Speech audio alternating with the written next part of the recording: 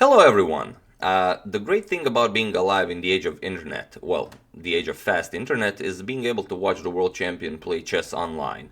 This game here it was suggested to me by a subscriber, Paul Batzing.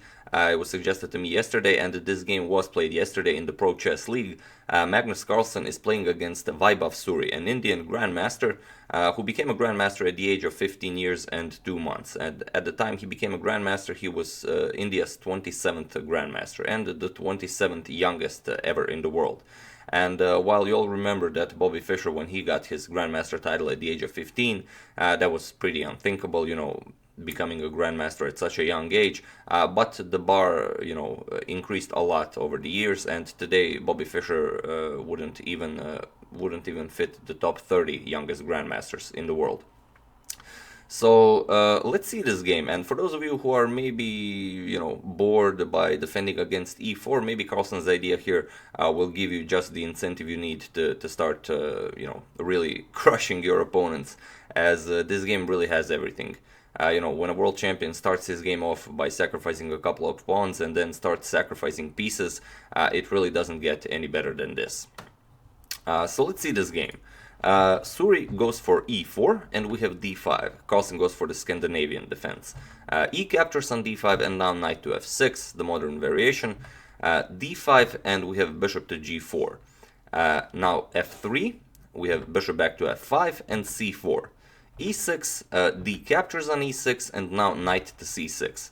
And here you can see that white already grabbed 2 pawns. He can always go e captures on f7, but e captures on f7 isn't the best idea here, as black king will be pretty safe on f7. He can always artificially castle later. He can simply go bishop b4 check, bring the rook into the game, and white should definitely play something like bishop to e3, but still black's gonna ignore this e6 pawn. He's just gonna go knight b4, threatening knight c2, and continue his attack.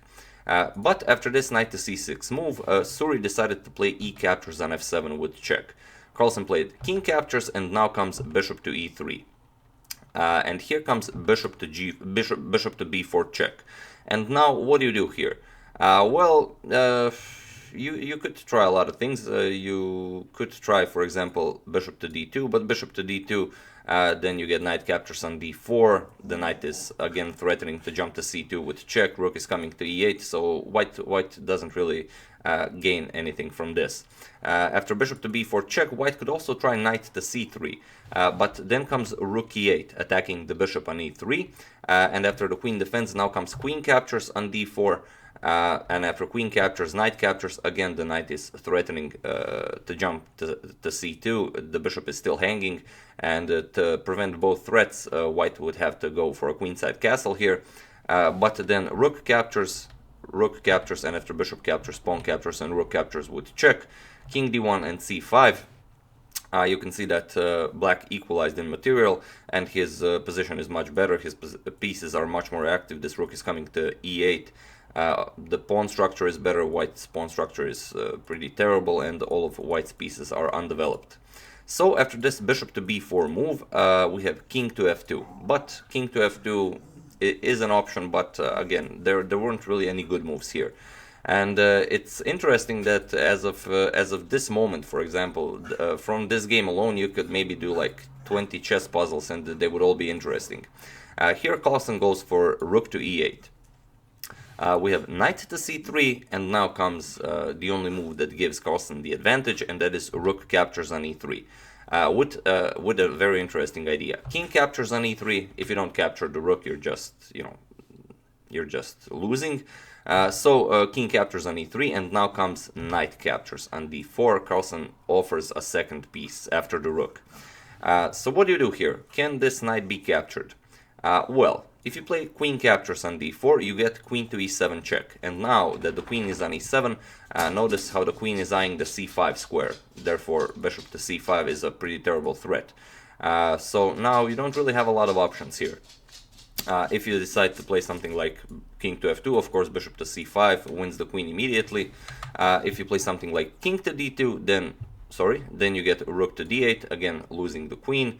And lastly, if you go king to f4, then then you have a king on f4. That's pretty terrible in itself, but not only that, it's actually a forced checkmate in 5 with knight to h5 check. The king has nowhere to go, only available option is to capture the bishop on f5, and after you play this, queen to e6 check, king moves, and now bishop to e7, forcing the king to capture even the knight, or you can prolong checkmate for one more move with queen to f6, but simply king captures, and now queen to g6, this is checkmate, the bishop is guarding the h4 square. So after this knight captures on d4, we have king back to f2, so the knight can't be captured. And here, bishop back to c5, now preparing all sorts of discoveries. And again, you have to figure out what to do here. You could try something like b4 to deflect the bishop from c5 and then give up the knight on c3 to gain at least some counterplay. But for example, running away with king to g3, simply not allowing any discoveries, would actually result in a quick checkmate. So like I said, there are so many puzzles to be created from this game. Here you're welcome to find a checkmate in 3, as it's quite interesting. So a couple of seconds for you to pause the video. So for those of you who found it, congratulations, it's quite an interesting checkmate. The idea is knight to e2 check. As you can see, the bishop is now covering the f2 square, the king can't go back. If you capture it, then knight to h5, this is checkmate. As again, this is covered by the bishop, h4 is covered by the queen, f4 is covered by the knight, the king has nowhere to go. And if you don't capture the knight, if you play something like, let's say, king to h4, then doesn't really matter, knight to d7, a discovered check from the queen, king moves, and now knight to f4 is checkmate. So a lot of very interesting moves here. So after bishop to c5, Suri tried knight to a4, going for the bishop this way. But now simply bishop to c2, and there is no way to save the queen. If you try and save the queen, you're either going to lose it anyway, or again, you're getting checkmated. So if you play something like queen c1, queen d2, doesn't really matter. Knight to b3 check. Opens up a discovered check to the king and attacks the queen. So after knight captures, simply capture. This is with check, you block, and then knight captures on a1, completely winning for black. And on the other hand, after this bishop to c2, if you try to save the queen by playing something like queen to e1, now there are no discovered checks that actually win the queen, but you have something better. Knight to f5 check. So what do you do here? If you capture the bishop, knight captures to remove checkmate, you get queen to d4 check, king e2, and now queen to e3 checkmate. And after this knight to f5 check, if you play king to e2 immediately, then you get queen to d3. Again, this is checkmate. So after this bishop to c2 attacking the queen, Suri decided to capture the bishop on c5. Knight captures on c5, we have bishop captures on d1, rook captures, now pinning the knight on d4, but now queen to e7. If rook captures on d4, then queen captures on c5. So b4, protecting the knight, and now rook to e8. Again, you can't capture the knight on d4. If you capture it, then you get queen to e1. This will be checkmate. So here, Suri tried bishop to d3, but now comes queen to e3 check. King f1, now b6. Knight to e4, knight captures, bishop captures, and c5 now. B captures on c5, and now comes rook captures on e4. Pawn captures, and now queen to f4 check first. King e1, now queen captures on e4 check. King f2, and now queen to c2 check. The king has to come back to protect the rook on d1.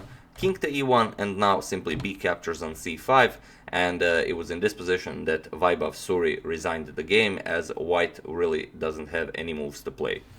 There's no way for you to develop the rook on h1. The knight can never move, as you have to keep an eye on the e2 square because of queen to e2 checkmate. And even if you try something like rook to d2, then a couple of maneuvering moves will again leave white without a move. So again, there's no way for you to develop. If you try something like knight e2, black can simply capture it. Now you can't capture the knight because of queen to b1 check, picking up the rook on h1. And even if you try rook to f1 check first, followed by king g6, again you can't capture it because queen to b1 will again be picking up the rook on f1. So yeah, after this b captures on c5, Suri resigned the game, and a brilliant victory for world champion Magnus Carlsen.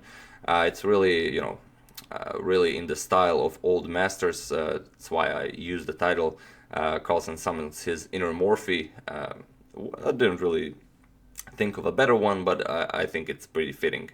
So that's the game. I do hope you enjoyed it. I will put a link in the description below where you can check out some of Carlsen's other games from the Prochess League, where he streams them online himself. He was a guest on Jon Ludwig Hammer's channel, so it's pretty interesting. Do check it out if you enjoy his games. Thank you, Sean Wilcoxon, for sending me that video, and I would like to thank Ifta Levy for your contribution to my channel. Thank you a lot, I really appreciate it.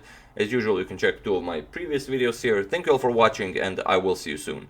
And yeah, one more thing, I did say I will start covering the Tal versus Botvinnik 1960 World Chess Championship match, but still preparing it. I'm reading up on Tal's own book on the 1960 World Chess Championship match, as there are a lot of very interesting comments by Tal himself there, so I really want to prepare for this series.